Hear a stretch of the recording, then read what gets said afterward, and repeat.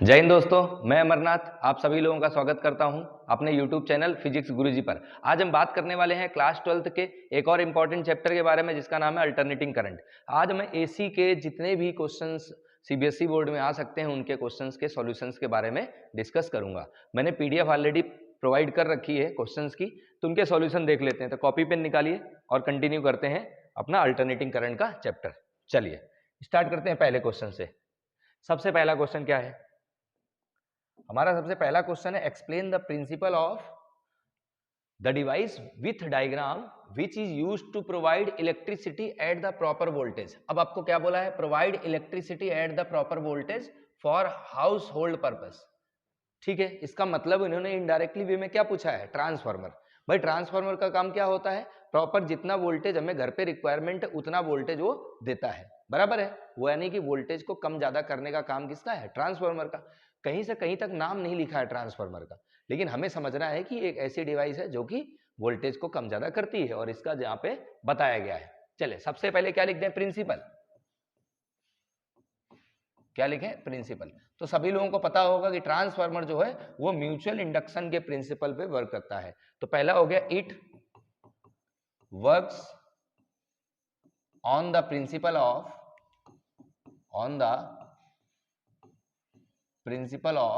Mutual induction. Mutual induction, तो ये mutual induction के प्रिंसिपल पे वर्क करता है। ये हमें क्लियर हो गया पहला। तो प्रिंसिपल हो गया हमारा। इसके बाद डायग्राम बनाना है तो डायग्राम बना देते हैं। तो ट्रांसफार्मर में क्या होता है? सबसे पहले हम कोर बनाते हैं। क्या बनाते हैं? कोर। कोर किसकी रहती है? आयरन की। हम लोग सॉफ्ट आयरन यूज करते हैं कोर को बनाने के लिए। सॉफ्ट आयरन का यूज क्यों करते हैं? क्योंकि सॉफ्ट आयरन हमारा क्या करता है? लॉसेस कम करता है। कौन सा लॉस कम करता है? हिस्टेरेसिस लॉस कम कर देता है। तो ये हम पहले बना लेते हैं यहाँ पर सॉफ्ट आयरन कोर। ये मैंने ऐसे बना दी, ठीक है। ये लेमिनेटेड रहती है कोर, तो आप चाहो तो ऐसे लेमिनेशन शो कर सकते हो इस टाइप से, है ना। बाकी ऐसा कोई जरूरी नहीं है, ठीक है। तो ये लेमिनेशन मैंने यहाँ पर थोड़ा लेमिनेटेड कोर के लिए मैंने ऐसा शो कर दिया है ना, ऐसा कोई कंपलसरी नहीं है। अब क्या करेंगे? यहाँ पर हम लोग क्या करेंगे? कॉइल लपेट देंगे। ये हो गई प्राइमरी वाइंडिंग। कैसी वाइंडिंग? प्राइमरी। अच्छा, लेमिनेटेड कोर क्यों करते हैं? तो कोर को लेमिनेट करते हैं एडी करंट को कम करने के लिए। किसको कम करने के लिए? एडी करंट लॉस को रिड्यूस करने के लिए हम लोग आयरन कोर को लेमिनेट करते हैं। लेमिनेट मतलब पतली पतली स्ट्रिप लेते हैं और उसको कंबाइन करते हैं। तो लेमिनेटेड कोर का यूज करते हैं एडी करंट लॉस को कम करने के लिए। सॉफ्ट आयरन कोर यूज करते हैं हिस्टेरेसिस लॉस को कम करने के लिए, ठीक है। ये हो गया प्राइमरी वाइंडिंग। और यहां पर आएगा अल्टरनेटिंग करंट सोर्स जो पावर हाउस से आता है।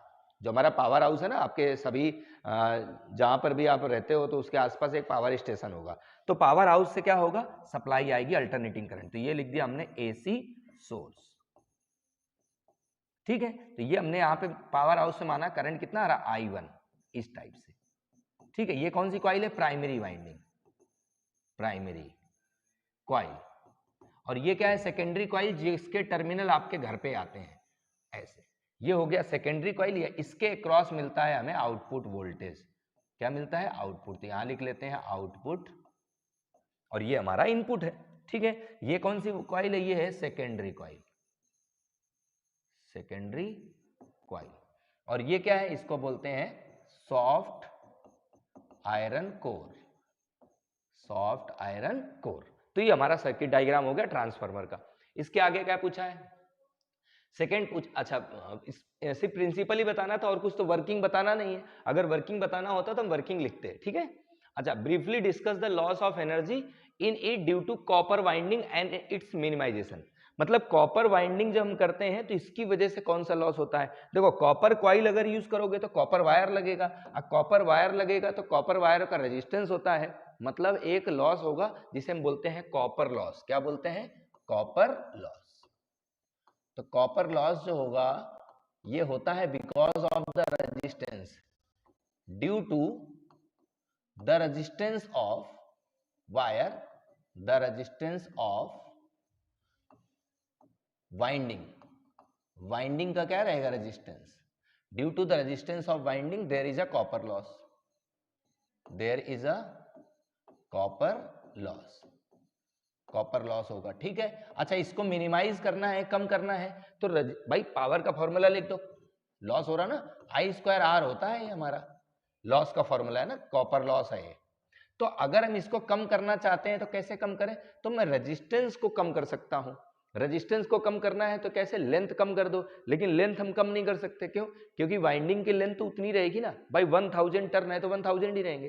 तो हम क्या करते हैं, एरिया, इसका एरिया अगर बढ़ा देंगे तो रेजिस्टेंस क्या कम हो जाएगा।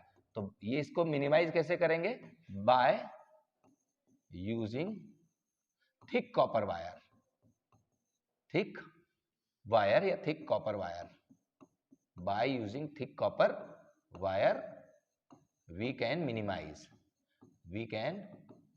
minimize copper loss, the copper loss।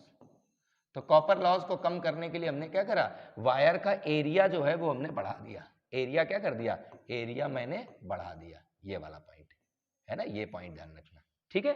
तो ये हमारा हो गया पहला क्वेश्चन। आते हैं नेक्स्ट क्वेश्चन पे। जितना आपसे पूछा जाए आप उतना ही लिखना है ना, एक्स्ट्रा लिखने की जरूरत नहीं है, ठीक है। सेकंड क्वेश्चन देख लेते हैं। सेकंड क्वेश्चन क्या है, सेकंड क्वेश्चन लिखा है derive the expression for impedance, second है फेज एंगल, थर्ड है maximum current in series LCR circuit connected with an AC source. सबसे पहले में सीरीज एलसीआर सर्किट बनाना है। एलसीआर का मतलब होता है एल हमारा इंडक्टर है, सी कैपेसिटर, आर रजिस्टर है। तीन पैसिव एलिमेंट्स होते हैं, एक होता है इंडक्टर, एक होता है कैपेसिटर, एक होता है रजिस्टर। पैसिव एलिमेंट्स का मतलब होता है जो एनर्जी कंज्यूम करते हैं, जो एनर्जी लेते हैं। तो पहले इनको मैं ऐसे बना देता हूं एलसीआर सर्किट। ये हो गया रजिस्टर, यहां पर यूज कर लेते हैं इंडक्टर, और ये लगा देते हैं कैपेसिटर। ये हमारे हैं इनके सिंबल, ये resistor R, inductor L, capacitor C. इनको सीरीज में लगा दिया और कनेक्ट कर दिया with AC source. AC source में जो वोल्टेज लेना है कितना लेंगे, तो इसको लेंगे V equal to V0 sine omega T. ये अल्टरनेटिंग करंट वोल्टेज सोर्स का है, ठीक है। यहां से करंट कितना जाएगा I। अच्छा, करंट की डायरेक्शन कोई फिक्स नहीं रहती है ना भाई, एसी पढ़ रहा है ना, अल्टरनेटिंग करंट, ये तो चेंज करता रहता है विथ रिस्पेक्ट टू टाइम। तो अभी करंट की डायरेक्शन ऐसे है, फिर उल्टा हो जाएगी, फिर ऐसे है, फिर ऊपर हो जाएगी, ये तो चेंज होता रहता है ना कंटिन्यू। बट ये इंस्टेंटेनियस की बात कर रहे हैं हम, किसी इंस्टेंट ऑफ टाइम में मान लेते हैं करंट ऐसे फ्लो कर रहा है, ठीक है। अब यहां से वोल्टेज मैंने दे दिया, मान लेते हैं 200। तो भाई 200 वोल्ट अगर दिया है तो कुछ वोल्टेज यहां जाएगा, कुछ वोल्टेज यहां जाएगा, कुछ यहां जाएगा। तो मैं मान लेता हूं कि जो रेजिस्टेंस पे वोल्टेज गया है वो गया है VR, इसे बोलते हैं पोटेंशियल ड्रॉप अक्रॉस रजिस्टर। मैं सबसे पहले लिख देता हूं potential drop across register. Register में कितना वोल्टेज गया, तो इसको लिख दिया VR। तो इसको क्या लिखेंगे, वोल्टेज का फॉर्मूला क्या है, करंट इनटू रेजिस्टेंस, यही होता है। अब इंडक्टर में कितना गया, तो मान लेते हैं यहां पे वोल्टेज गया V सफिक्स में L, ठीक है। इसको लिख देते हैं potential drop across inductor, across inductor, इसे लिखते हैं VL। इसे क्या लिखते हैं, करंट इनटू रेजिस्टेंस। तो करंट तो I है, लेकिन इंडक्टर का जो रेजिस्टेंस होता है उसे XL लिखते हैं। क्या लिखते हैं, XL। ये ध्यान रखना है ना, कितना लिखते हैं, XL। इस बात का ध्यान रखें, जो रेजिस्टेंस होता है इंडक्टर का वो XL होता है, इसे इंडक्टिव रिएक्टेंस बोलते हैं। अब ऐसे ही बात करेंगे कैपेसिटर की। कैपेसिटर में कितना वोल्टेज गया, तो VC लिख लिया, ठीक है। तो इसे लिख देते हैं पोटेंशियल ड्रॉप अक्रॉस कैपेसिटर। सबसे पहले हमने वोल्टेज ड्रॉप लिख दिए अक्रॉस कैपेसिटर, कितना हो गया VC। अब इसमें कितना जाएगा वोल्टेज, तो करंट इनटू रेजिस्टेंस। तो कैपेसिटर का जो रेजिस्टेंस होता है उसे XC बोलते हैं, यानी कैपेसिटिव रिएक्टेंस। ये तीन हो गए। अब तीनों के फेजर डायग्राम बनाएंगे। क्या बनाएंगे, फेजर डायग्राम। देखो एक नंबर का क्वेश्चन हो सकता है डायरेक्ट यहां से पूछा जाए, है ना, फेजर डायग्राम से भी क्वेश्चन आ जाते हैं ना। तो जो भी मैं पढ़ा रहा हूं तो हर एक पॉइंट को आपको ध्यान रखना है। पहले फेजर डायग्राम रजिस्टर के लिए बनाएंगे। रजिस्टर के लिए क्या होता है, वोल्टेज और करंट दोनों एक ही फेज में होते हैं। वोल्टेज और करंट क्या होते हैं, एक ही फेज में होते हैं। जिस डायरेक्शन में वोल्टेज होगा उसी डायरेक्शन में करंट होगी। ये हो गया हमारा फॉर रजिस्टर। किसके लिए हो गया, रजिस्टर। अब इससे एक क्वेश्चन पूछ लेता है कि what is the phase angle for purely resistive circuit. अगर सिर्फ रजिस्टर है तो फेज एंगल कितना होगा, तो फेज एंगल का मतलब हुआ करंट और वोल्टेज के बीच का एंगल। तो दोनों के बीच का एंगल कितना है, 0। ये ध्यान रखना है ना। अब इंडक्टर की बात करेंगे तो इंडक्टर के केस में क्या होता है, करंट हमारा यहां पर इस टाइप से बना लेते हैं, ऐसे होता क्या है। मैं डायग्राम थोड़ा क्लियर कर देता हूं। देखो मैं आपको रूल बताता हूं सिविल का। किसका रूल बताता हूं, सिविल का। समझो पहले से, ये रूल आपको ध्यान रखना है।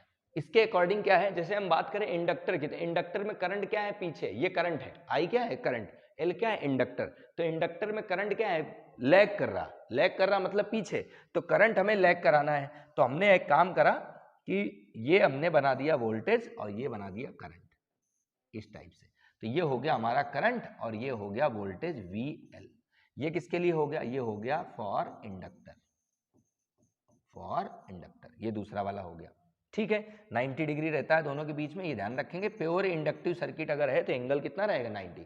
अब आपसे क्वेश्चन पूछता है what is the phase angle for purely inductive circuit, कितना रहेगा 90 डिग्री। कौन लीड करेगा कौन लैग करेगा, ये आपको सिविल वाले नियम से ध्यान रखना है।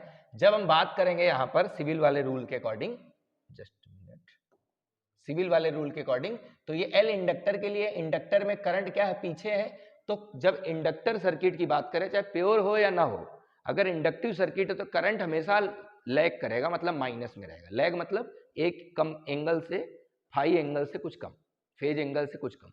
कैपेसिटर की बात करें तो करंट हमेशा लीड करेगा, मैं इसके बारे में आपको बताऊंगा, है ना। तो ये हो गए हमारे दो हो गए। अब कैपेसिटर की बात करते हैं तो सिविल के अकॉर्डिंग देखें तो करंट लीड करता है, करंट लीड करता है तो मैं इसके लिए ऐसे करंट बना देता हूं, वोल्टेज को लैग करा देता हूं, बात तो वही है। ये हो गया VC, एंगल कितना π/2, ये हो गया हमारा फॉर कैपेसिटर।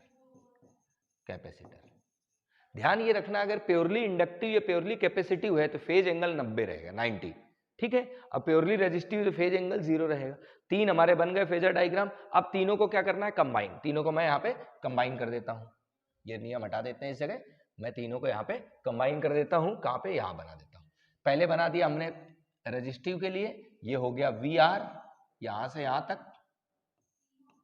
ठीक है, ये हो गया इनिशियल पोजीशन। ये करंट इसी डायरेक्शन में था, करंट को इसी डायरेक्शन में रखा। अब VL की बात करते हैं तो वो ऊपर की तरफ जा रहा था, ये हो गया VL, यहां से यहां तक क्या हो गया VL, ये पूरा कितना हो गया ध्यान रखना एरो का स्पेशली ध्यान रखें, VL ऊपर जा रहा था ना, अब VC किधर जा रहा था नीचे, तो ये हो गया VC।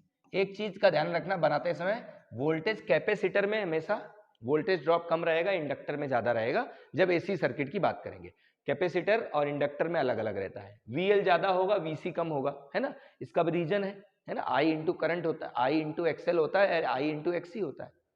XL हमारा रेजिस्टेंस किसका है, इंडक्टर का, XC किसका है, कैपेसिटर का, तो XL ज्यादा रहता है XC से, है ना। अब हमें क्या करना है, इनका फेजर डायग्राम का रिजल्टेंट लेना है, एक ऊपर जा रहा है एक नीचे, तो पहले इन दोनों का ले ले। पहले ये VL ऊपर है VC नीचे है, तो इन दोनों का जो रिजल्टेंट आएगा ऊपर की तरफ ही जाएगा, भाई ये ज्यादा है ना, तो ये कितना जाएगा, तो ये मान लेते हैं यहां से यहां तक आया, कितना आया, ये आया VL माइनस VC, यहां से लेके यहां तक, ठीक है। तो ये आ गया VL माइनस VC, ये है हमारा VR। यहां से सॉल्व कर लेते हैं, इसके पैरेलल ये यहां से वेक्टर बना दिया, भाई दो वेक्टर का रिजल्टेंट लेना सबको आता है। ये अगर VR है तो ये भी क्या होगा, VR होगा।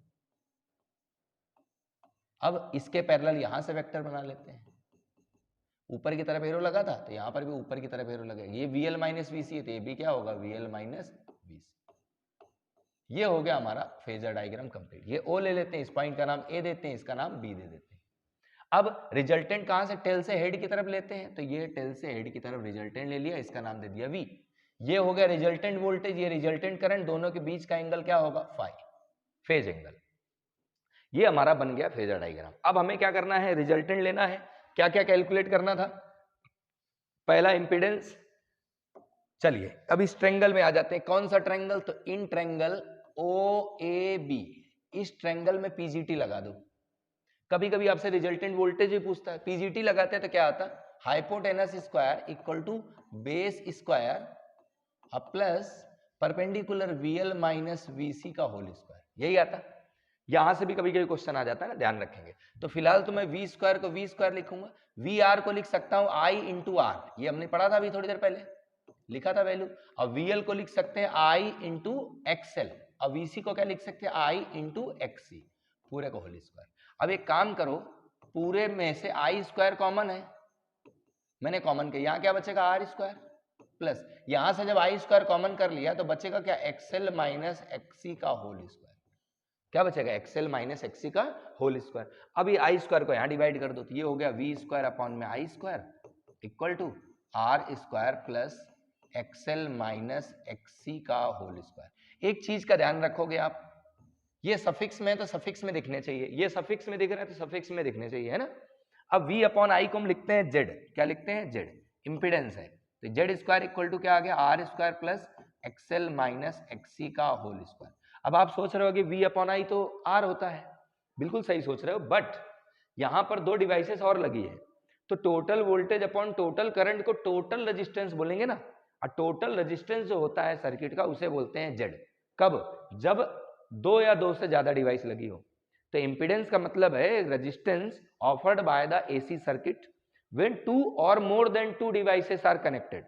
जब दो या दो से ज्यादा डिवाइस लगी हो तो सर्किट का जो टोटल रेजिस्टेंस आता है उसे हम बोलते हैं इंपीडेंस। ठीक है, तो मैंने इसको लिखा है v अपॉन आई को z लिखा है। z की वैल्यू सॉल्व कर लेते हैं, z क्या आएगा, अंडर रूट लगा देंगे इधर, अंडर रूट ऑफ आ गया R square plus XL minus XC का होल स्क्वायर है, इस बात का ध्यान रखेंगे। ठीक है, तो ये आ गया हमारा इंपेडेंस। सेकंड पूछा था इन्होंने फेज एंगल, तो फेज एंगल कैसे लाएंगे, फेज एंगल कैसे लाए, इसी ट्रायंगल में tan एंगल लगा दो, तो tan फाई अगर लगाएंगे तो क्या आएगा, परपेंडिकुलर यानी कि VL minus VC upon base यानी कि VR, यही आएगा। अब इसको सॉल्व कर लेते हैं, तो VL को लिख सकते हैं IXL और VC को लिख सकते हैं IXC और VR को लिख सकते हैं IR। I कॉमन करके कैंसिल कर दो तो ये बचेगा XL माइनस XC बाय R, यही बचेगा। इससे ज्यादा इसको लिखने की जरूरत नहीं है, चाहो तो एक्सएल को ओमेगा एल लिख सकते हैं, एक्सी को 1 अपॉन ओमेगा सी लिख सकते हैं, बाकी जरूरत नहीं है। तो ये हमारा फेज एंगल आ गया। एक और चीज, मैक्सिमम करंट भी पूछा था, तो करंट भी देख लेते हैं, मैक्सिमम करंट कितना आएगा, यहां पर देख लेते हैं ना। तीसरा पॉइंट ये है मैक्सिमम करंट का, यहीं पर है मैक्सिमम करंट। तो मैं मैक्सिमम करंट का मतलब क्या हुआ, ये मतलब हुआ मैक्सिमम करंट का मतलब I0 है ना, तो total voltage upon total resistance, तो टोटल वोल्टेज V0 और टोटल रेजिस्टेंस Z, भाई यही तो होगा। भाई करंट का मतलब होता है पूरा वोल्टेज और पूरा रेजिस्टेंस, तो मैक्सिमम करंट पूछा था तो मैंने I0 लिख दिया, तो मैक्सिमम वोल्टेज V0 अपॉन में Z, ये जो हमारा है ना वोल्टेज, ये V0 जो होता है मैक्सिमम या पीक वोल्टेज होता है, क्या होता है, पीक वोल्टेज। तो ये हमारा कंप्लीट हो गया। ठीक है, मैं एक बार स्क्रीन चेक कर लेता हूं सब सही चल रहा है या नहीं। ठीक है, सारी चीजें सही है। चलिए अगले क्वेश्चन पे आ जाते हैं। नेक्स्ट क्वेश्चन क्या है हमारा, अगला क्वेश्चन लिखा है derive an expression for the energy stored in an inductor. Inductor में जो एनर्जी स्टोर होती है उसके बारे में आपको डेरिवेशन करना है। सबसे पहले मैं एक काम करता हूं, इंडक्टर बना लेता हूं। ये मैंने इंडक्टर ले लिया। जब इसमें करंट जाएगी तो क्या क्या होगा वो समझते हैं। जब करंट जाएगी तो क्या करेगा, मैग्नेटिक फील्ड बनाएगा, मैग्नेटिक फील्ड बनेगी ऐसी, फील्ड लाइंस पास करेंगे इंडक्टर से, जब फील्ड लाइंस इंडक्टर से पास करेगी तो मैग्नेटिक फ्लक्स मिलेगा। अब वो चेंज इन मैग्नेटिक फ्लक्स होगा, क्योंकि करंट कैसा है, एसी, अल्टरनेटिंग करंट दिया हमने, तो एसी करंट जब जाएगा तो मैग्नेटिक फील्ड बनेगा, मैग्नेटिक फील्ड चेंज होगा जिसकी वजह से मैग्नेटिक फ्लक्स चेंज होगा, फ्लक्स चेंज होगा तो इसमें इंड्यूस्ड करंट आएगा। तो इंड्यूस्ड करंट क्या करता है, अपोज करता है, क्या करता है, अपोज। ये हो गया हमारा इंड्यूस्ड करंट। अगर करंट है मतलब इंड्यूस्ड ईएमएफ भी आया होगा, तो इंड्यूस्ड ईएमएफ कितना है वो समझ लेते हैं। तो यहां लिख लेते हैं इंड्यूस्ड ईएमएफ,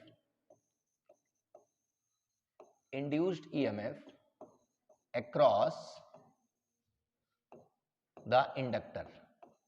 इंडक्टर के क्रॉस इंड्यूस्ड ईएमएफ कितना आएगा, तो इंड्यूस्ड ईएमएफ का फॉर्मूला होता है E इक्वल टू लिखो या V इक्वल टू लिखो, minus of L DI by dt, ये होता है formula, minus of L DI by dt, ये होता है इंड्यूस्ड ईएमएफ का फॉर्मूला। यानी कि यहां पे जो ईएमएफ बनाया इसने, ईएमएफ मतलब जो अपोज करेगा, वोल्टेज जो प्रोड्यूस होता है, जो इंड्यूस्ड ईएमएफ आता है, वो जो उसकी जिसकी वैल्यू है वो क्या है, minus L DI by dt।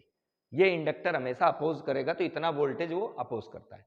अच्छा, अपोज कर रहा है, हमें एनर्जी क्या करनी है, स्टोर करानी है, तो जितना वो अपोज करेगा हम यहां से उतनी एनर्जी देते हैं। तो यहां से जो एनर्जी देंगे वो क्या होगी, तो यहां लिख लेते हैं वर्क डन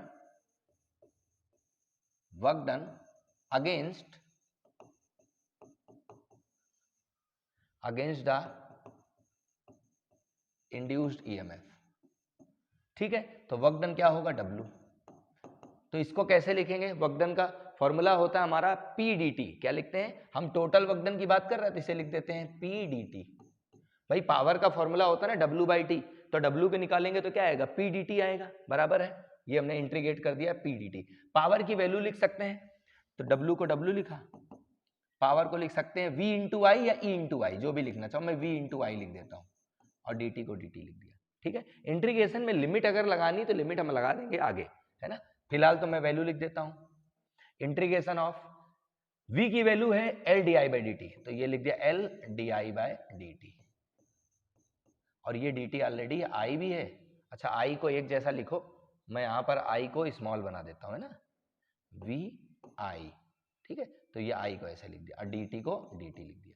इतना समझ आ गया होगा, है ना। अच्छा, माइनस साइन कहाँ गए? तो ये मैंने वर्ड यूज करा अगेंस्ट। अगेंस्ट का मतलब अपोज करेगा, वो भी क्या कर रहा है? अपोज कर रहा है, मतलब माइनस माइनस क्या होगा? प्लस। तो ये हो गया L di/dt। यहां से अगर सॉल्व करें तो dt से dt कैंसिल, तो इंटीग्रेशन क्या बचेगा? ये बचेगा L i di, यही बचेगा। भाई di अलग रखना है ना, di का मल्टीप्लाई i में नहीं कर देना, मतलब di स्क्वायर नहीं कर देना, है ना। तो L i di। अब लिमिट की अगर बात करते हो तो कहां से कहां तक? 0 से अगर i लेना है 0 से i ले सकते हो, अदरवाइज कोई जरूरत नहीं है। ठीक है, अब इसको इंटीग्रेट करो, तो ये लिखा हमने W इक्वल टू L को बाहर कर दो, i di का इंटीग्रेशन करेंगे तो क्या आएगा? I²/2। तो इसी को हम बोलते हैं potential energy stored in inductor, half L I²। ये हो गया हमारा energy stored in an inductor. Inductor में जो एनर्जी स्टोर होती है उसका फॉर्मूला हाफ Li²। इस फॉर्मूले का ध्यान रखना, इंपॉर्टेंट फॉर्मूला है। ठीक है, नेक्स्ट पे आ जाते हैं। अगला क्वेश्चन क्या है? ये न्यूमेरिकल आया। Question number 4, a capacitor of unknown capacitance, a resistance of 100 ohm and an inductor of inductance L equal to 4/π² henry are connected in series across an AC source. मतलब एक AC सोर्स है जिसमें 3 चीजें लगी हुई हैं। कौन कौन सी लगी है? तो एक मैंने रजिस्टर ले लिया है, एक इंडक्टर ले लिया है और एक कैपेसिटर ले लिया है। ऐसे इनको मैंने AC सोर्स के साथ कनेक्ट करा है। डायग्राम बनाने की जरूरत नहीं है, बट अपन लिख लेते हैं। ये 100 ओम का है, इसका सेल्फ इंडक्टेंस L दिया है 4/π² है, और कैपेसिटेंस हमें पता नहीं है। ठीक है, ऐसा। अब बोला है किससे? 200 वोल्ट 50 हर्ट्ज, तो ये 200 वोल्ट 50 हर्ट्ज दिया है। ठीक है, बोला है calculate the value of capacitance. Capacitance की वैल्यू सॉल्व करनी, एंड द करंट, करंट भी सॉल्व करना है। तो कैपेसिटेंस भी लाना है और करंट भी लाना है। That flow in the circuit, जो सर्किट में फ्लो करेगा करंट, है ना। When the current is in phase with the voltage, ये इंपॉर्टेंट है। करंट क्या है? फेज विद द वोल्टेज है। जब करंट और वोल्टेज एक ही फेज में होते हैं तो उसमें सर्किट कैसा होता है? Purely resistive. ये आपको पता है, प्योरली रेजिस्टिव। मतलब अगर प्योरली रेजिस्टिव सर्किट है मतलब ये दोनों तो है ही नहीं, और ये दोनों नहीं है मतलब ये होता है कि XL और XC बराबर है। ठीक है, ये एक रेजोनेंस कंडीशन है। रेजोनेंस कंडीशन में XL और XC बराबर हो जाते हैं और उस समय प्योरली रेजिस्टिव सर्किट रहता है। फिलहाल तो यहाँ क्लियर समझ आ रहा है, करंट और वोल्टेज क्या एक ही फेज में, एक ही फेज में मतलब कि रेजिस्टेंस जैसा है। तो ये दोनों तो है नहीं, अब ये दोनों नहीं है मतलब इसका और इसका रेजिस्टेंस क्या कैंसिल आउट हो रहा, तो XL और XC क्या होता है? बराबर। XL को लिख सकते हैं ω/L और XC को लिख सकते हैं 1/ωc। हमें लाना क्या था? यहाँ से C ले आते हैं, तो C इक्वल टू अगर सॉल्व करते हैं क्या आता? 1/ω² इंटू में L, यही आता। ओमेगा हमें पता नहीं है तो ओमेगा को मैं 2πf लिख सकता हूं और C को L को L लिख दिया। वैल्यूज रखो, आंसर सॉल्व करो। 1/, ये कितना होता? 4π²। फ्रीक्वेंसी कितनी है? फ्रीक्वेंसी 50 है, 50 का 2 बार मल्टीप्लाई कर दो, स्क्वायर है ना, इंटू L की वैल्यू कितनी है? 4/π², तो 4/π²। भाई π² से π² तो कैंसिल हो गया। अब इसको थोड़ा हमें सॉल्व करना और कुछ भी नहीं है, है ना। तो 4 × 4 16 हो गया, तो इसको लिख दे 1/16 इंटू 5 × 5 25 हो गया, 25 इंटू अब ये 100 हो गया। ठीक है, इतना आ गया। चलो अब इसको सॉल्व कर लेते हैं। एक काम करें, 1/16 है, 1/25 है और 100 अलग लिखा हुआ है। इसको सॉल्व कैसे करें? एक काम करो, 25 ऊपर 100, इसको 1/25 का मतलब क्या हुआ? इसको सॉल्व कर लेते हैं अपन, कैलकुलेशन वाला पोर्शन आ रहा 1/16 इंटू 25। क्या करें अपन 1/25 इंटू 16। कैलकुलेटर निकाल लो अगर हो तो ज़्यादा बेटर है, समय कम है इसलिए मैं चाह रहा था जल्दी हो जाए। जस्ट मिनट, कहीं कैलकुलेटर मिल जाए तो बन जाए। कैलकुलेटर दिख नहीं रहा मुझे यहाँ पर। क्या करा जाए, क्या करा जाए, क्या करा जाए? 25 का मल्टीप्लाई कर लो ना यार, फिर अब क्या कर, दूसरा ऑप्शन ही नहीं है ना। 16 का मल्टीप्लाई 16 25 80 ऐसा समझो है ना। जस्ट मिनट कर ही लेते हैं, फिर अब समय लगेगा तो। ये हो गया 16 का मल्टीप्लाई 5 में करें 16 25 80 जी, 8 आया, 0 आया, 8 बचा, 16 दूनी 32 और 8 40, ये आया। ठीक है, यही आएगा।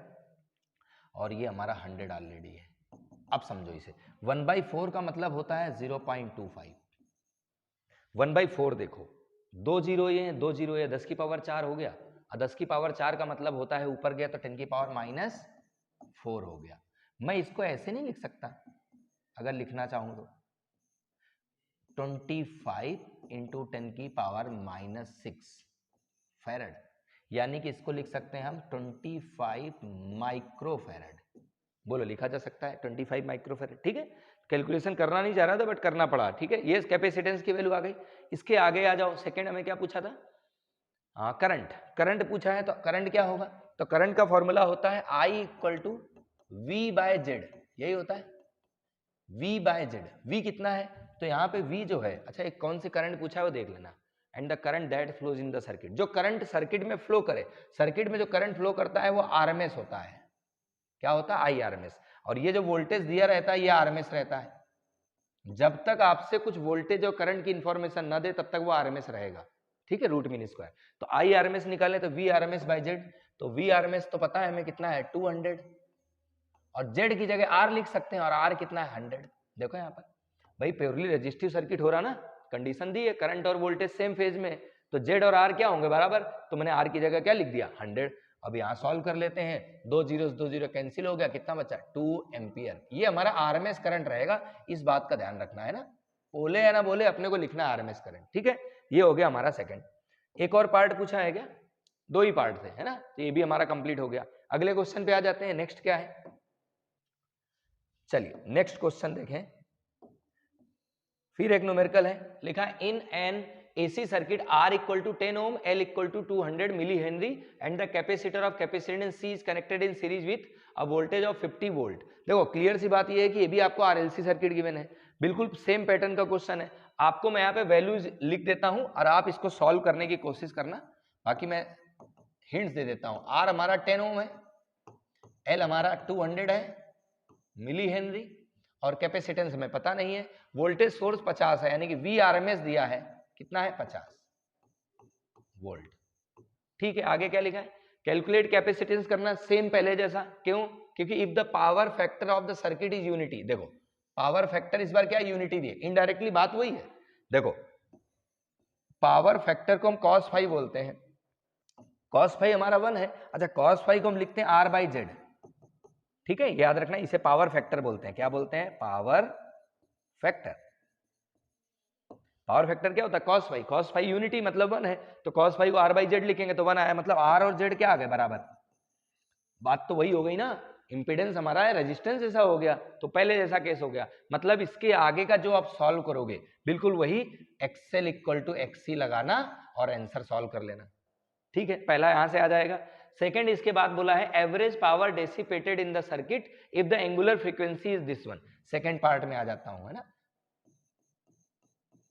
इसको आप सॉल्व इट एज द पीछे वाला क्वेश्चन जैसे सॉल्व करना। सेकंड नंबर पे क्या है? एवरेज पावर बोला है, तो एवरेज पावर का फॉर्मूला क्या होता है? तो मैं इसको लिख देता हूं एवरेज पावर, इसको हम V²/R लिख सकते हैं। एक्चुअली पावर लॉस जो होता है वो सिर्फ रेजिस्टेंस की वजह से होता है, इंडक्टर और कैपेसिटर की वजह से पावर लॉस होता ही नहीं है। तो इंडक्टर और कैपेसिटर जब पावर लॉस नहीं है मतलब रेजिस्टेंस ही आएगा, तो V²/R। वोल्टेज हमें पता था और रेजिस्टेंस भी पता है, वोल्टेज कितना पता था हमें? 50, तो ये 50 का एवरेज है ना, VI cos phi, VRMS IRC, तो ये लिख दिया 50 × 50 वोल्टेज, और रेजिस्टेंस कितना है? 10। 0 से 0 कैंसिल कर दो, 5 × 5 25 हो गया, 5 × 5 = 25, 0 1 था, इतना वॉट आएगा। ठीक है, बाकी आप देख लेना, बाकी सब सही साठ है। ये भी हमारा कंप्लीट हो गया। इसके बाद वाला सॉल्व करना है सेम पहले जैसा है, कोई दिक्कत नहीं। ठीक है, नेक्स्ट पे आ जाते हैं। अगला क्वेश्चन क्या है, question number 6, when an inductor is connected to a 200 volt DC voltage, एक इंडक्टर है जिसको 200 वोल्ट डीसी से कनेक्ट किया है, a current of 1 ampere flows through it. मतलब अगर मैं बात करूं for direct current, for direct current कितना वोल्टेज है, वोल्टेज दिया है 200 वोल्ट, ठीक है। अब करंट कितना जा रहा है इसमें, आई जा रहा हमारा 1 एम्पियर, ठीक है, ये डीसी में कनेक्टेड है 1 एम्पियर, ठीक। इसके बाद बोला है when the same inductor is connected to a 200 volt 50 hertz AC source only 0.5 ampere current flows. जब डीसी के बाद अगर मैं एसी सोर्स लगाता हूं फॉर एसी तो करंट कम हो जाता है, सबको पता है वैसे तो क्यों कम हो जाता है भाई, वोल्टेज वही है 200 वोल्ट, बट करंट जो है वो कम हो जाता है। करंट कम होने का रीजन पता है सबको भाई, जब हम एसी की बात करेंगे तो वहां पर हमारा एक्सेल आ जाएगा, यानी कि रेजिस्टेंस बढ़ जाएगा। भाई डीसी में तो एग्जिस्ट नहीं करता ना, अभी देखते हैं क्या है। अच्छा एक्सप्लेन करना है भाई, तो यहां लिख लेते हैं for direct current there is no resistance offered by inductor, no resistance offered by inductor, inductor कोई भी रेजिस्टेंस नहीं देता है। मतलब यह है, मैं ऐसे लिख सकता हूं XL equal to 2 pi F L होता है, और फ्रीक्वेंसी कितनी होती है डीसी के केस में 0, तो एक्सएल कितना आ गया 0। ये डीसी की बात हो रही है, किसकी बात हो रही, डीसी की। तो डीसी के केस में रेजिस्टेंस तो है ही नहीं, जेड और आर क्या होगा बराबर, जेड इक्वल टू होता है under root R square plus XL square, XL है नहीं तो जेड और आर क्या आ गया बराबर, ठीक है। तो इस केस में अगर देखेंगे तो आर की वैल्यू कितनी आएगी, वी अपॉन आई कर देंगे, बराबर है। चलो सेकंड केस हम बात करेंगे एसी की, तो for AC, for alternating current XL कितना आएगा, एक्सेल कितना आएगा, कुछ वैल्यूज दी है क्या, निकालना पड़ेगा क्या, एक काम करो ऐसे निकाल लो, V equal to I into R, I into Z. भाई रजिस्टर है ना, रजिस्टर और इंडक्टर दोनों लगे होंगे कम से कम, तो आई इंटू जेड आ गया। तो यहाँ पे आई की वैल्यू 0.5 है, तो V कितना था 200, आई हमारा 0.5 है, जेड आ गया। तो यहाँ पे अगर देखें इसको डिवाइड कर दो 200 बाई 0.5, ये आ रही वैल्यू जेड की।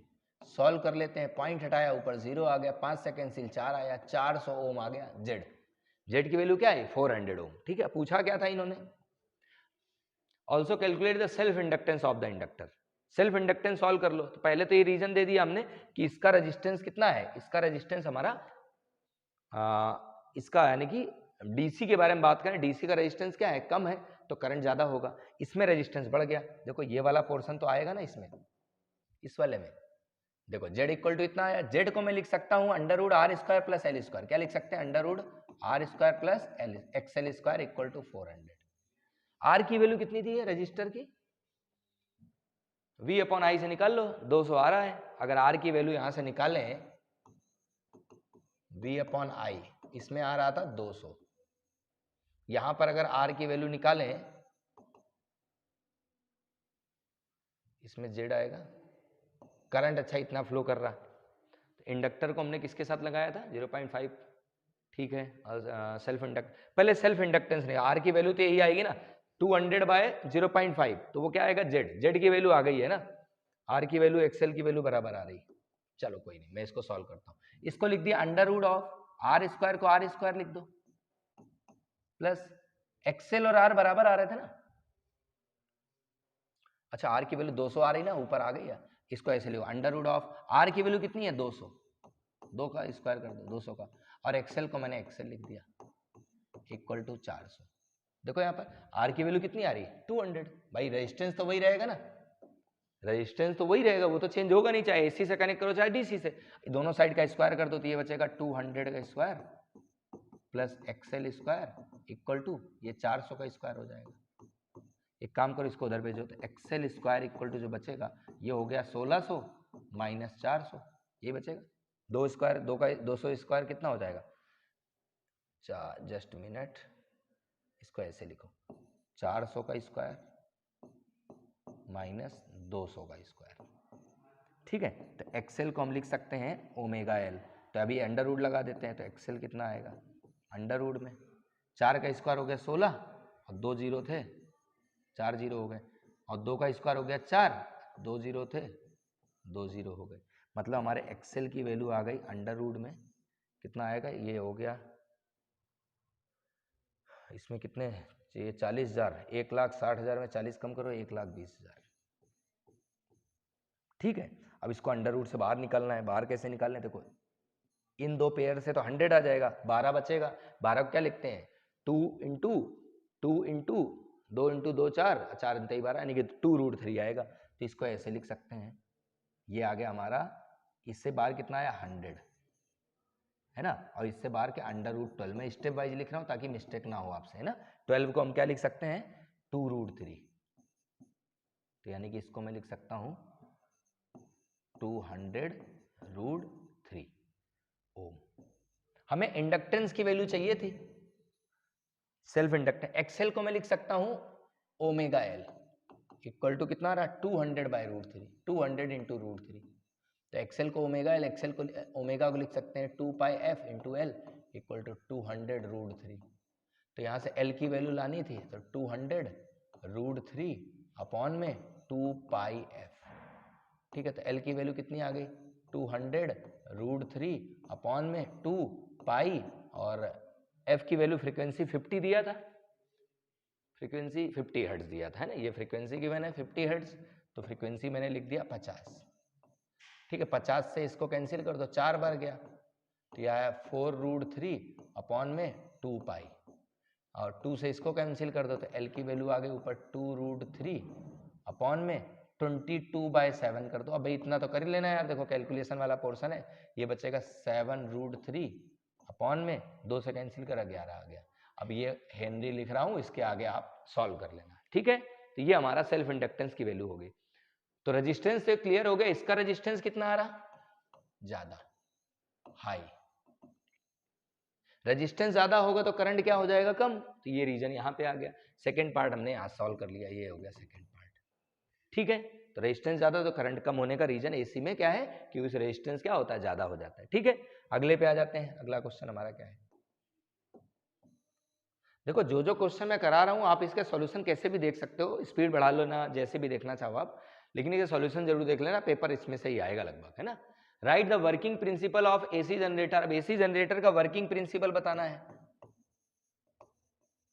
देखो थ्योरी वाला पोर्शन में ज्यादा बताऊंगा नहीं कि वो आपको बुक्स में या कहीं मिल जाएगा, क्वेश्चन आपको देखना है मेन। तो अब कोई दिक्कत आती है सॉल्यूशन देखो। प्रिंसिपल की बात करें तो it works on the principle of, it works on the principle of electromagnetic induction, electromagnetic induction, EMI यानी कि इलेक्ट्रोमैग्नेटिक इंडक्शन के प्रिंसिपल पे हमारा जनरेटर काम करता है। Derive the expression for the induced EMF, सबसे पहले ये समझो कि यहाँ पर डायग्राम कैसे बनता है। तो ये मैंने ले लिया जनरेटर का एक नॉर्थ पोल मैग्नेट रहता है पहले, तो ये हो गया साउथ पोल, मैग्नेट रहेगा यहाँ पर, इस मैग्नेट के बीच में एक कॉइल रखा रहता है जिसे आर्मेचर बोलते हैं, और ये आर्मेचर हमारा घूमेगा एक एक्सिस ऑफ रोटेशन, पूरा डायग्राम नहीं बनाऊंगा मैं, ऐसे घूमेगा, ये हमारा कॉइल है। जब कॉइल रोटेट करता है तो होगा, मैग्नेटिक फील्ड ऐसे जा रहा है, कॉइल ऐसे रखा हुआ, कॉइल जब घूमेगा तो क्या होगा, एंगल चेंज होगा, तो एंगल जब चेंज होगा तो फ्लक्स चेंज होगा। तो पहले हम मैग्नेटिक फ्लक्स देख लेते हैं यहां से, तो यहां लिख लेते हैं लेट द एंगुलर वेलोसिटी, मैं एंगुलर वेलोसिटी ले लेता हूं इसकी omega, angular velocity of coil is omega and it has n number of turn, n number of turn, coil में जो नंबर ऑफ टर्न है वो क्या है n है। तो मैग्नेटिक फ्लक्स कितना मिलेगा, तो ये लिख लेते हैं मैग्नेटिक फ्लक्स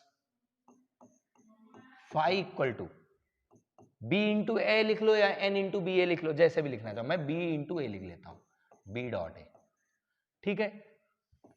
तो यहाँ पे डॉट रिमूव करेंगे तो एंगल आएगा, तो B A cos omega T. Actually dot remove करते हैं तो कॉस थीटा आता है, थीटा को हम ओमेगा टी लिख सकते हैं, तो B A cos omega T आया, ठीक है। थीटा क्या होता है, angular velocity into time, angular displacement को, ये आ गया मैग्नेटिक फ्लक्स। अब जब ये घूमेगा तो मैग्नेटिक फ्लक्स चेंज होगा, तो according to Faraday law, according to Faraday's law, तो फैराडे लॉ के अकॉर्डिंग जो ईएमएफ होगा वो होता है minus of N D phi by D T. देखो नंबर ऑफ टर्न का इतना परेशान होने वाली, लोड लेने वाली दिक्कत नहीं, क्यों, एन या तो यहाँ ले लो या तो यहाँ ले लो, जहां भी लेना चाहो, मैंने यहाँ पे ले लिया। अब वैल्यू रखना है फ्लक्स की और सॉल्व करना है, तो ई कितना आएगा, तो ई आएगा हमारा E equal to minus of N D by D T, और फाई की वैल्यू रख दे, कितनी आ रही है, B A cos omega T. इसको बस अब क्या करना है, डिफ्रेंशिएट करना है, पहले जो जो कांस्टेंट उसे बाहर करो, बी ए कांस्टेंट है, कॉस ओमेगा टी का डिफरेंशिएशन करना है, क्या होगा, minus of sine omega T, अब ओमेगा टी का करेंगे तो ओमेगा बचेगा, तो ये आ गया E equal to minus minus plus हो गया N B A omega sine omega T, ये हमारा एक्सप्रेशन है। अब इसको चाहो तो ऐसे भी लिख लो, E इक्वल टू, इस पूरे टर्म्स को हम बोलते हैं maximum EMF E0 sine omega T. क्यों मैक्सिमम ईएमएफ बोलते हैं, क्योंकि इनमें से जिसको भी आप इंक्रीज करोगे ईएमएफ बढ़ेगा। भाई अगर एन बढ़ाओगे तब भी ईएमएफ बढ़ेगा, मैग्नेटिक फील्ड बढ़ाओगे तब भी ईएमएफ बढ़ेगा, मैं एरिया बढ़ाओगे कॉइल का तब भी ईएमएफ बढ़ेगा, एंगुलर वेलोसिटी जितनी ज्यादा ईएमएफ उतना ज्यादा, जनरेटर की कॉइल की स्पीड बढ़ा दो, जितनी ज्यादा स्पीड होगी फ्लक्स उतनी जल्दी जल्दी चेंज होगा, तो ईएमएफ उतना ज्यादा मिलेगा। तो ये हमारी इक्वेशन आ गई, ठीक है। और क्या पूछा था, right the function of the slip ring in an AC generator. यहाँ पे एक्चुअल में स्लिप रिंग लगे रहते हैं, है ना, क्या लगे रहते हैं, स्लिप रिंग, ऐसे करके ये अटैच कर देते हैं, ये कार्बन ब्रशेस लगे रहते हैं, आपने डायग्राम पढ़ रखा होगा, ये अंदर अंदर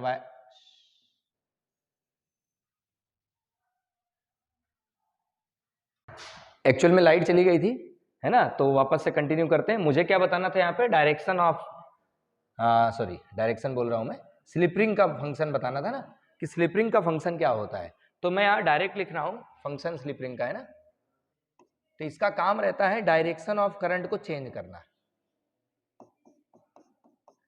it is used to change the direction of current. Current की डायरेक्शन को चेंज करने का काम क्या रहता है, स्लिप रिंग का, ठीक है। आगे कंटिन्यू कर लेते हैं। नेक्स्ट क्वेश्चन क्या है हमारा,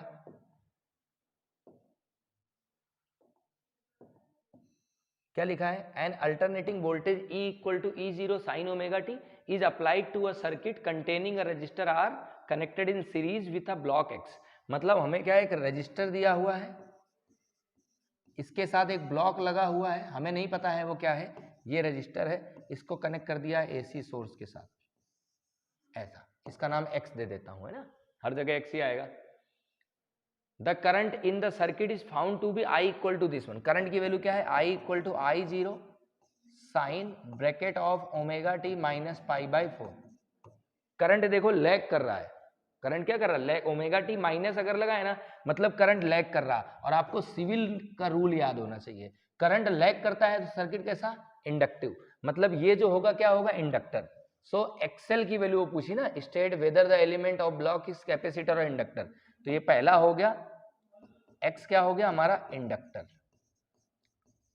क्यों हो गया इंडक्टर, करंट लैग कर रहा, और करंट लैग करता है मतलब इंडक्टर, देखो इंडक्टर के केस में करंट लैग करता है, कैपेसिटर केस में करंट लीड करता है, ठीक है। तो ये हो गया पहला।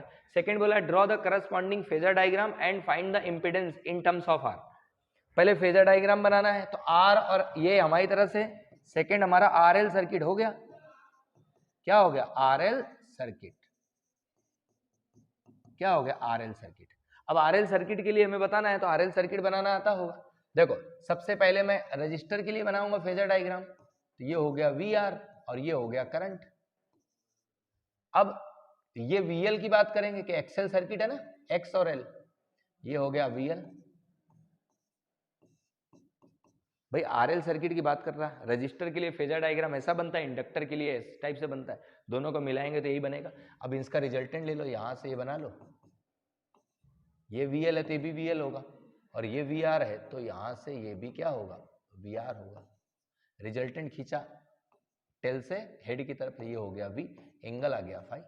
बस यहाँ पे इंपिडेंस ले आओ, तो इस ट्रायंगल में देखें अगर ओ ए और बी, इस अगर ट्रायंगल में मैं पीजीटी लगा दूं, तो in triangle O A B क्या आएगा, वी स्क्वायर को लिखेंगे base square V R square plus V L square, यही आएगा। तो वी स्क्वायर को वी स्क्वायर लिख लो, वी आर को आई आर लिख सकते हैं, डायरेक्ट भी चलेगा है ना, और वी एल को आई एक्सएल लिख सकते हैं, ये अपन ने पहले वाले क्वेश्चन में पढ़ा था। तो वी स्क्वायर को वी स्क्वायर लिखा, आई स्क्वायर कॉमन कर लिया, क्या बचा हमारे पास, R square plus XL square बचेगा। यहां से v अपॉन आई लिख दो, तो v अपॉन आई पूरे का होल स्क्वायर हो गया, equal to R square plus XL square, यानी कि आ गया Z square equal to R square plus XL square, यानी कि इंपिडेंस की वैल्यू आ गई under root of R square plus XL square. ठीक है, तो ये आ गया इंपिडेंस। दूसरा क्या पूछा था इसमें, फेजर डायग्राम बना दिया और इंपिडेंस भी लिया in terms of R, R है देखो यहाँ पर, ये आर आ गया। ठीक है, ये भी हमारा कंप्लीट हो गया। अगले क्वेश्चन पर आते हैं। आप लोग क्वेश्चन पे फोकस करो सभी, है ना, और जल्दी जल्दी उनका सॉल्यूशन देखते जाओ एक एक बार। AC circuit consist of series combination of circuit elements X and Y. देखो एक एसी सर्किट है जो एक्स और वाई दो एलिमेंट लगे हुए हैं, एक्स है और ये वाई है, इस टाइप से, है ना। ये हो गया हमारा एसी सर्किट, ऐसे ये V equal to V0 sine omega T, अगर नहीं दिया है तो ऐसा। अब क्या बोला है, the current is ahead of voltage in phase by pi by 4, phase angle दिया है कितना है, पाई बाई 4। अब बोला है करंट क्या कर रहा है, अहेड मतलब करंट लीड कर रहा है। सिविल वाला रूल देखो, करंट अगर लीड करता है, करंट किस में लीड करता है, कैपेसिटर में। मतलब यहां पर जो if x is a pure resistor, x को रजिस्टर माना है, ये क्या है रजिस्टर, तो कॉमन सी बात ये क्या होगा, कैपेसिटर। तो y क्या होगा, एक कैपेसिटर होगा। करंट लीड कर रहा है ना, तो y क्या होगा, कैपेसिटर होगा। ठीक है, और r की वैल्यू 100 दी, 100 लिख लिया। बोला है name the circuit element, y का नाम तो कैपेसिटर हो गया, यानी कि उसे कैपेसिटर लगा है। और calculate the RMS value of current if RMS voltage is this one. Current लाना है आरएमएस, आई आरएमएस लाना है, क्या होगा, और वी आरएमएस आपको पता है कितना है, 141 वोल्ट। आप इसको सॉल्व करना, मैं आपको हिंट्स दे देता हूं, कैलकुलेशन कर लेना। मतलब ये आई आरएमएस लाना है, कैसे लाया जाए आई आरएमएस। देखो एक चीज पता है हमें, tan फाई जो होता है वो हमें दिया है पाई, फाई की वैल्यू पाई बाई 4 है। tan फाई से अगर लाएं तो ये आरसी सर्किट हुआ, और आरसी सर्किट में फॉर्मूला होता है एक्सी बाय आर, बराबर है भाई। tan फाई क्या होता है, एक्सी बाय आर। एक्सी को ये tan फाई यानी कि pi by 4 equal to XC by R, ये लिख दिया। अब हमें क्या एक्सी की वैल्यू को लाना, क्या था हमें, करंट लाना है ना। हाँ, करंट आएगा जब इम्पिडेंस पता होगा, एक्सी पता चल जाए तो आ जाएगा। तो इसको 1 लिख ले, तो आर की वैल्यू आ गई, आर इक्वल टू एक्सी, बराबर है। मतलब एक्सी की वैल्यू कितनी है, 100 ओम। ये तो क्लियर हो गया। tan पाई बाई 4 मतलब tan 45 1 होता है, आर की वैल्यू 100 आ गई। हमें लाना क्या है, करंट, करंट का फॉर्मूला लगा दो, बस हो गया। तो ये लिखा हमने I R M S equal to V R M S upon Z, बराबर है। तो ये हो गया, मैं वी आर एम एस को अभी वी आर एम एस लिख लो, जेड को लिख सकते हैं under root of R square plus XC square. बोलो भाई, आरसी सर्किट है ना, तो यही बनेगा। वी स्क्वायर के वी आर एम एस कितना है हमारा, वोल्टेज कितना दिया था, 141 sorry, V R M S को लिख दो 141 डिवाइड बाय अंडर रूट, ये 100 है भी 100, तो ये हो गया 100 स्क्वायर प्लस 100 स्क्वायर, तो ये आ गया 141 डिवाइड बाय, ये आ गया हमारा 100 रूट 2। कर लेना, रूट 2 से इसको मैं कैंसिल कर रहा हूं, अभी ना करो यार, ये 141 लिख लो, ये 100 इंटू रूट 2, कैंसिल तो करना ही है अपने को। तो आई आर एम एस कितना आया, रूट 2 का वैल्यू लिख दो, 1 पहले ये लिख लो, इसको लिख दो 100 1.41 इंटू 100, इसको अगर कैंसिल करेंगे तो ऊपर आएगा 100 और नीचे भी 100, कितना आ गया 1 एम्पियर। ठीक है, कैलकुलेशन वाला पोर्शन आप देख लेना है। चलिए क्वेश्चन नंबर 10 पे आते हैं। लास्ट क्वेश्चन क्या है, show graphically the variation of instantaneous power with angle omega T when alternating voltage is applied across. मतलब हमें क्या बताना है, इंस्टेंटेनियस पावर का ग्राफ बनाना है। किसके लिए बनाना है? प्योर रजिस्टर के लिए, प्योर इंडक्टर के लिए और प्योर कैपेसिटर के लिए। तो सबसे पहले हम बात करेंगे प्योर रजिस्टर की। किसकी बात करेंगे? फॉर प्योर रजिस्टर, मतलब सिर्फ रजिस्टर अगर है तब ग्राफ कैसा बनेगा। तो हम सबसे पहले इंस्टेंटेनियस पावर का फॉर्मूला लिखते हैं। इंस्टेंटेनियस पावर होता है V इंटू आई। क्या होता है? V इंटू आई। तो मैं पहले यहाँ पे वैल्यूज लिखता हूँ। वोल्टेज की इक्वेशन पता है V0 साइन ओमेगा टी। क्या होता है? V0 साइन ओमेगा टी, जो कि गिवन है। और I0, आई की वैल्यू क्या है? I0 sign omega T. ये कैसे पता? तो प्योर रजिस्टर के केस में करंट की इक्वेशन यही होती है, क्योंकि वोल्टेज और करंट क्या होते हैं? सेम फेज में। मतलब हमारे पास जो इक्वेशन आ रही है वो ऐसी आ रही है, V0 I0 sine square omega T, ये वैल्यू आ रही। ठीक है, अब इस वैल्यूज के अकॉर्डिंग हम ग्राफ बनाएंगे। आपको ये वैल्यू डायरेक्ट याद रखनी है। जैसे कि पहला केस अगर मैं ले लूं, ओमेगा टी को मैंने ले लिया 0 डिग्री लेंगे ओमेगा टी, तो पावर कितना आएगा? 0 आएगा। फिर मैं सेकेंड केस में ओमेगा टी को ले लेता हूं यहाँ पर 90, कितना ले लिया? 90, तब पावर कितना आएगा? तो साइन 90 कितना हुआ? 1। ये अगर 1 हुआ तो पूरा कंप्लीट 1 ही हो गया, स्क्वायर है तो बचेगा क्या? V0 I0। फिर मैंने ले लिया ओमेगा टी को, मैंने ले लिया यहाँ पर पहले पाई, फिर 180, फिर मैंने ले लिया 180, ये 90 था, फिर 180 यानी कि पाई ले लो। फिर पावर कितना आएगा? अब पावर यहाँ 180 रखो, साइन 180 क्या होता है? 0। फिर मैंने ले लिया एक और वैल्यू ले लेता हूँ, ओमेगा टी को ले लिया 90, ये हो गया 0, फिर 90, फिर 180, फिर 270 यानी कि 3π/2। तो पावर कितना आएगा? 3π/2 यहाँ रखो। साइन 3π/2 कितना होता है? साइन 180 प्लस 90 होता है। तो साइन 180 यानी कि साइन में ही रहेगा, साइन 90 1 हो जाएगा। तो बचेगा हमारे पास क्या? फिर आएगा V0 I0। भाई अगर साइन 180 प्लस 90 करेंगे तो 180 प्लस 90 मतलब थर्ड क्वाड्रेंट में गए। थर्ड क्वाड्रेंट में हमारा साइन चेंज नहीं होगा, लेकिन रहेगा तो माइनस में ना। थर्ड क्वाड्रेंट में साइन हमारा नेगेटिव होता है, तो स्क्वायर लगा इसलिए प्लस हो जाएगा। तो बचेगा क्या? V0। मतलब हमारे पास दो वैल्यू आ रही। ग्राफ बना के देखते हैं। नेगेटिव में तो जा ही नहीं रहा है, तो ये इंस्टेंटेनियस पावर हो गया और ये हमारा हो गया with respect to omega T. अब देखें तो जब एंगल 0 है तो पावर 0 है, फिर जब एंगल 90 है तो पावर क्या हो गया? मैक्सिमम। फिर 180 पे क्या हो गया? 0। मतलब कुछ ऐसा, ये हो गया 90 पे, यहाँ क्या इसके सामने ये हो गया π/2, ये हो गया 0, ये हो गया पाई। यहाँ पे पावर क्या है? मैक्सिमम। कितना हो गया यहाँ पे पावर हमारा? V0 I0। इस जगह पावर क्या है? V0 I0। फिर 180 के बाद आगे जाएंगे तो पावर क्या हो गया हमारा? 180 पे 0, फिर मैक्सिमम। यानी कि ग्राफ हमारा आगे की तरफ ऐसे बढ़ेगा, इस टाइप से। ठीक है, ये 180 के बाद यहाँ पर जब जाएंगे तो ये हो जाएगा हमारा 3π/2 और यहाँ पे आ जाएगा हमारा 2π। इस टाइप से हमारा ये ओमेगा टी है और ग्राफ हमारा कुछ ऐसे बन रहा है। ठीक है, ये पहला हमारा है प्योर रजिस्टर के लिए, आपको ये याद रखना है ग्राफ। ठीक है, नेक्स्ट आता है प्योर इंडक्टर का। इंडक्टर और कैपेसिटर में माइनर सा डिफरेंस रहेगा। सेकंड पे आते हैं हम। सेकंड बात करेंगे फॉर प्योर इंडक्टर। तो पावर का फॉर्मूला हमारा क्या है? P = V इंटू आई। वोल्टेज की इक्वेशन तो बता रखा, V0 sine omega T. Current की इक्वेशन जो होती है इंडक्टर के लिए होती -I0 cos ओमेगा टी। आप लोगों ने पढ़ रखा होगा, क्या होती है? -I0 cos ओमेगा टी, है ना। या इसको साइन के टर्म्स में भी लिखा जा सकता है।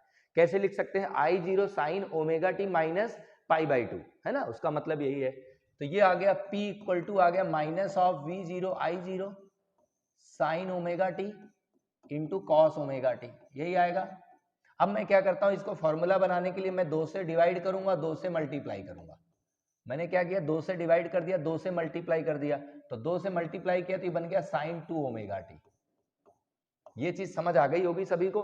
2 से अगर मल्टीप्लाई करेंगे तो हो जाएगा 2 sign omega T cos omega T, जिसको हम लिखते हैं साइन 2a। तो साइन 2a ये फॉर्मूला बन गया। अब यहाँ वैल्यूज रखेंगे। पहली कंडीशन में ले लेता हूँ, यहाँ ओमेगा टी को मैंने ले लिया 0। जैसे 0 डिग्री लिया ओमेगा टी को, पावर कितना आया? तो ओमेगा टी 0 मतलब पावर 0 आएगा। सही है। सेकेंड पे मैंने ओमेगा टी को ले लिया मैंने π/4, 45 ले लिया, तो पावर कितना आएगा? π/4 मतलब ये हुआ 45। 45 में 2 का मल्टीप्लाई करो, साइन 90, साइन 91 होता है, मतलब आंसर आया हमारा माइनस ऑफ V0 I0/2। बोलो क्लियर है। सी पे आ जाते हैं, तीसरा मैं एंगल ले लेता हूं 90। 45 लेने का रीजन यही है कि 2 का मल्टीप्लाई हो रहा ना, तो 90 पे आ जाओ। तो पावर कितना आएगा, साइन 90 इंटू 2 यानी कि साइन 180। साइन 180 क्या होता है, 0, तो ये हो गया 0। फिर आते हैं अगले पे, ओमेगा टी को मैं ले लेता हूं भाई, 90 हो गया। अब 135 ले लो। 135 को क्या लिखेंगे, देख लेना आप, पाई के टर्म्स में लिख लेंगे। तो पावर कितना आएगा यहाँ पे, और साइन 135 का मल्टीप्लाई 2 में करो तो कितना हुआ, साइन 270।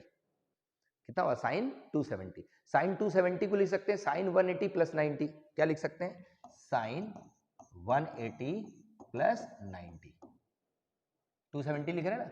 अब 180 प्लस मतलब साइन तो साइन में ही रहेगा, ये तो क्लियर हो गया। बट साइन 180 प्लस 90 मेरे थर्ड क्वाड्रेंट में, थर्ड क्वाड्रेंट में साइन नेगेटिव होता है तो माइनस आएगा, यानी कि बचेगा -1।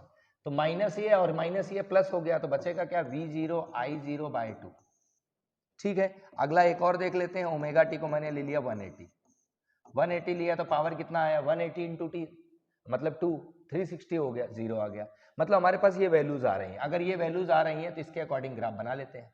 कैसा बनेगा ग्राफ, ये हो गया हमारा पावर वाला टर्म्स।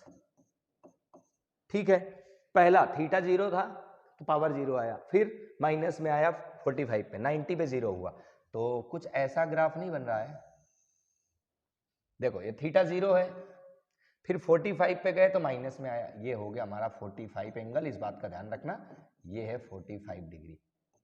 कितना आया, माइनस में V0 I0/2। फिर 90 पे कितना हुआ, 0, ये हुआ एंगल 90 हमारा, है ना, 90 डिग्री लिख लो। फिर इसके बाद 135 में प्लस हो गया, मतलब ये ऊपर की तरफ जाएगा ग्राफ। ये हो गया हमारा 135 एंगल, यहाँ पर 135। फिर इसके बाद 180 पे गए तो फिर 0 हो गया। इस बात का ध्यान रखना कि एंगल कितने हैं, क्योंकि आपको होता क्या, 2-3 ग्राफ बना देता है एक ही में और फिर पूछेगा। तो ये हो गया हमारा इंडक्टर के लिए। ऐसे ही मैं अगर बात करूं कैपेसिटर की, मैं डायरेक्ट बना देता हूं फॉर कैपेसिटर। देखो इंडक्टर और कैपेसिटर एक तरह से अपोजिट काम करेंगे। यहाँ अपोजिट मतलब इक्वेशन जो है minus I0 cos omega T है, तो कैपेसिटर में plus I0 cos omega T हो जाती है। तो इक्वेशन हमारी कैसी बनेगी, या ग्राफ जो हमारा बनेगा कुछ इस टाइप से, इसका जस्ट उल्टा। कैसा, जैसे ये बना था ना वैसे यहाँ से स्टार्ट होगा। ठीक है, ये होगा हमारा 0, यहाँ होगा 45, यहाँ होगा 90।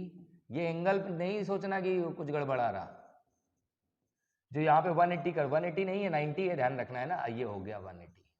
ठीक है, इस बात का ध्यान रखेंगे सभी लोग। ये पावर हो गया और ये ओमेगा टी वाला टर्म्स है। ठीक है, तो फाइनली हमारा ये भी चैप्टर कंप्लीट हो गया। मैं जल्दी अगला लेक्चर लेके आऊंगा इलेक्ट्रोमैग्नेटिक वेव्स का, हम उसमें बात करेंगे। इंपॉर्टेंट पॉइंट ये है कि जो मैं पढ़ा रहा हूँ, जो मैं बता रहा हूँ 10 क्वेश्चन, आपको वो 10 क्वेश्चन हर हाल में आने चाहिए। बाकी आप सब पढ़ो, उसमें कोई दिक्कत नहीं, लेकिन वो 10 आने चाहिए, क्योंकि पेपर का जो पैटर्न है सीबीएसई जो पूछता है वो सारे इन्हीं क्वेश्चन में से पूछता है। हर बार लगभग इसी पैटर्न के क्वेश्चन रिपीट होते हैं। तो आप लोगों को ये 10 क्वेश्चन आने चाहिए। सभी लोग अच्छे से पढ़ाई करो, हमसे जुड़े रहो, सब्सक्राइब करो, लाइक करो, शेयर करो, सभी लोगों को बताएं। ओके, जय हिंद।